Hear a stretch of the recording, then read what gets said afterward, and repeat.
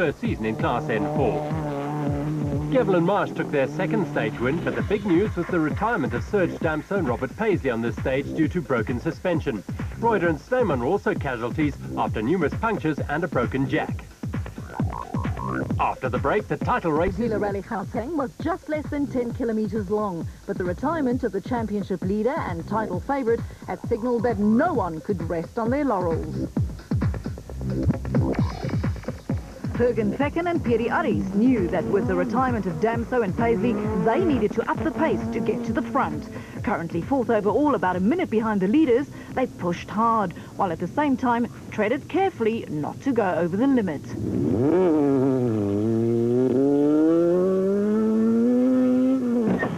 Overall leaders Johnny Gemmell and Peter Marsh now had a clear role to play, prevent the Volkswagen Cruise from taking maximum points and thus threatening the 4-point lead that Damso still had in his pocket.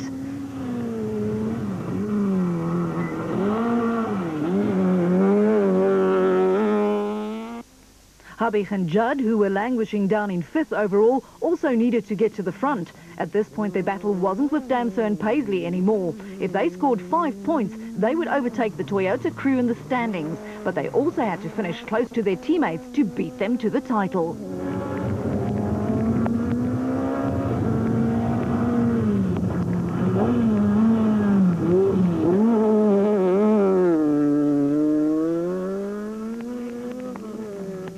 Privateers John and Douglas Williams were setting times similar to the Class N4 runners. They had had a bit of a mixed season so far, with 3 finishes in the points, but also 3 non-finishes behind their name. They were hoping for a good result in the final round of the championship.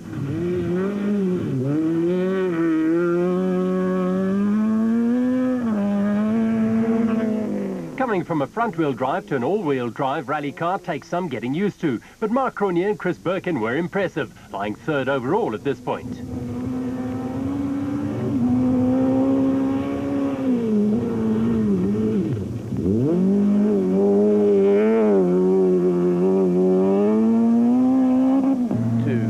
Let's join second place Enzo Kuhn and Guy Hodgson again. 50. Turn hairpin right before a jump. Turn hairpin right here. Steady.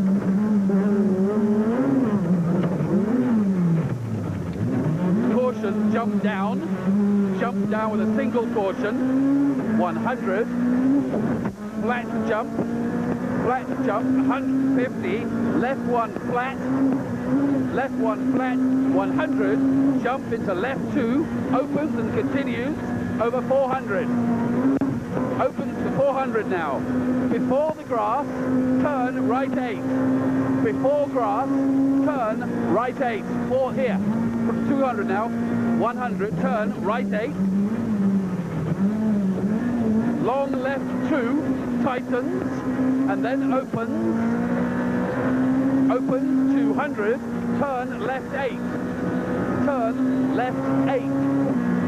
8 left. 300. Around the pole. Turn right 9. Kuhn and Hodgson had about 30 seconds to make up, because for them to retain the title, they also had to get to the front. This was a nail-biter starting to unfold. Nicholas Ryan and Skalk van Heerden also had only 1 goal, to win Class N4 and hope bad luck struck the points leaders. Left 2 into long left 2 continues. Left 2 into long left 2 continues. Into 4th right. There's the 4th right over there. 4th right 2 into left 1 right 1 in. Right 2 into left 1 right 1 in. 150 left into turn maximum right line.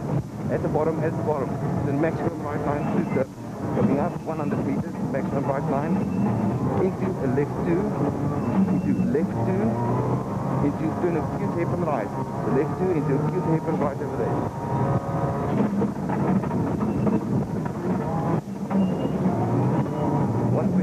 Maximum bump, into left 2 keep right, 140. Maximum bump, 60, another maximum bump. And keep left around, jump and dip, keep left around, jump and dip coming up. Left around, jump and dip, keep this long left 2 and double caution jump. Double caution jump coming up, here, this is it. Into keep left around dump and dip, left around dump and dip, into left 2, and caution dump and dip is turn right 9, and immediate left 6, immediate left 6 tightens to 9, immediate left 6 tightens to 9. 160. Production car points leaders Visser Du Plessis and Dave Lefkowitz were lying fourth in Class N4 at this point, which is quite sufficient for them to clinch the title. What they didn't need was a major mistake in the difficult conditions, so they were following the sensible approach. Charles Wilkin and Ged Godrich had proven this season that they were incredibly fast, despite this being their debut year in this class. Were it not for the accident on the Sasol Rally and another one on the Total, which led them to being absent on the next event, they could well have been challenging for the title.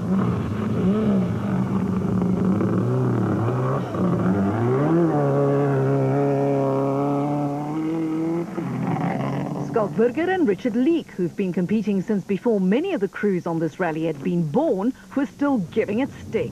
Amazingly, they were very close to the pace of the Class N4 front runners.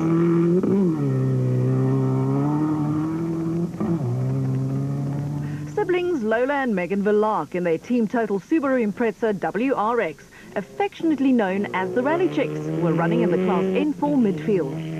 Having enjoyed moderate success in their first attempt at the FIA African Rally Championship this year, they probably felt more at home with the familiar South African rally format.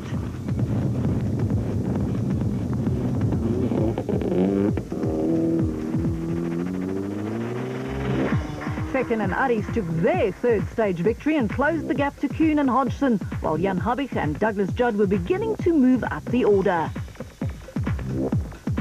Stage 5 was just over 11 kilometres in length, and with the rain continuing to come down, what had been a gravel road had long ago turned into mud. The front runners were still balanced on a knife edge. Fekkin and Aries had about 4 seconds to make up on the third place Toyota crew and still about a minute on the rally leaders. The difficulty was to balance aggression with caution.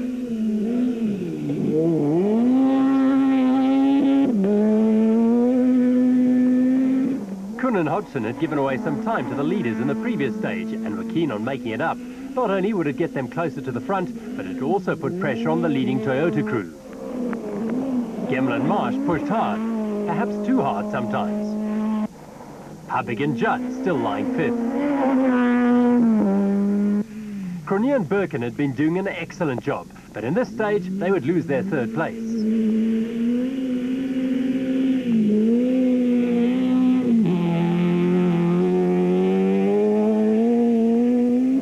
The Williams pairing would drop back by about another minute in this stage.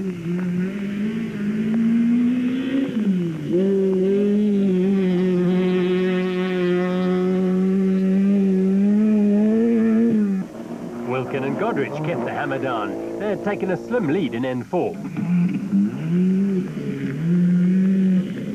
Just a few seconds down in second place in N4, defending champions Ryan and Van Heerden. Production car title favourites Du Plessis and Lefkowitz got very close to our cameraman here. Still looking strong, old-timers Schalk Burger and Richard Leek, currently third in N4. Fifth, Lola and Megan Verlark. Let's find out what conditions were like out there. Yeah, it's been erratic. It's been crazy today. You just got to aim the car straight and put your foot down, and the back's going everywhere. It's so slippery. I think it's going to be just a mission just to get to the end of today, and tomorrow I think will be a bit drier. But it's great out there. It's fun, absolutely fun. I mean, just everywhere, and it's like Sky Electric. We've got no pressure. This stage we did the same time as Nick. The one before we lost 2 to him, the one before we took 10 from him. But we are about 40 seconds adrift because of that wrong slot we had. I'm not going to take any chances. I also said so. If it's dry, I would have gone flat out. If it's wet, if you make a mistake, it's exponential. You know, in the dry, if you make a mistake, you go a little bit wide. Here, you go off straight into the fields and they won't get out. Chris de Wit and Dean Redlinghuis had taken over the lead in Class A7. The front-wheel drive cars were really beginning to struggle in the muddy conditions.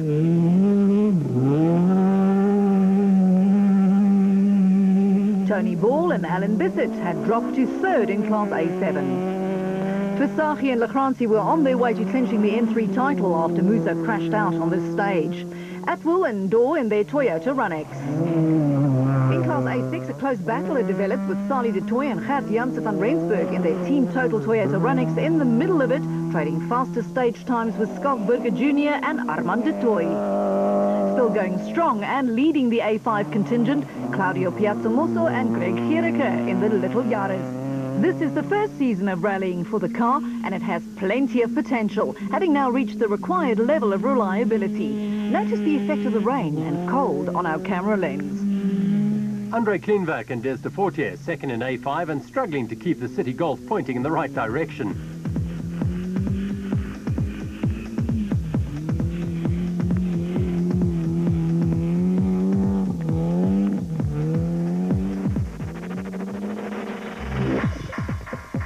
Becken and Aries took their fourth stage victory out of 5, and both they and teammates Kuhn and Hodgson had closed the gap to rally leaders Gemmel and Marsh. The Toyota Cruise lead was now down to 23 seconds, with the top 3 covered by just more than 70 seconds. In N4, Wilken and Godrich were ahead of Ryan and Van Heerden, with Visagie and Lachranzi clear of Michael Houghton and Henny Boertes.